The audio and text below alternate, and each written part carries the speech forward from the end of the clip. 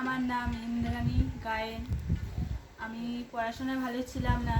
তারপরে মানে বাবা মা বিয়ে দিয়ে দিল, ভালো সম্বন্ধ এসেছিলো, তার জন্য বাবা মা বিয়ে দিয়ে দিয়েছে। আমিও না বলিনি, বিয়েটা করে নিয়েছিলাম।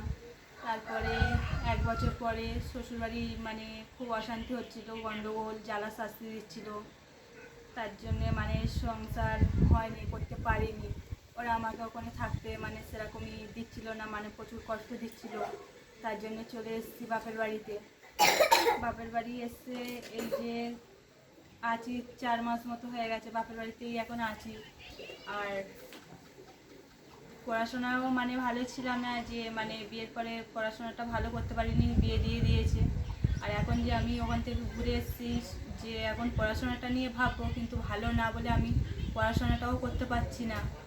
আর নিজের পায়ে আমি মানে দাঁড়াতে চাই, কিন্তু বাবা মার ঘাড়ে আমি বোঝা হয়ে থাকতে চাই না।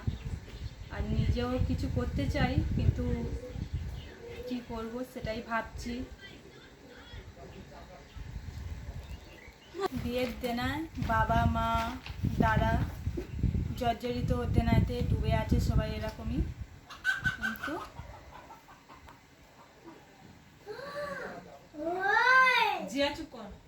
মা দাদা দুজনেই বাইরে আছে, এখন দেনার দায়ে বাইরে আছে। আর আমি এরকম বাপের বাড়ি আছি এখন, কিন্তু আমি নিজে সেলাই মানে পারি, অল্প অল্প করতে চাই। আর বাবা মা মানে আমার দেনায় যেমন ডুবে আছে, বিয়ের দেনায়, তাদের পাশে দাঁড়াতে চাই।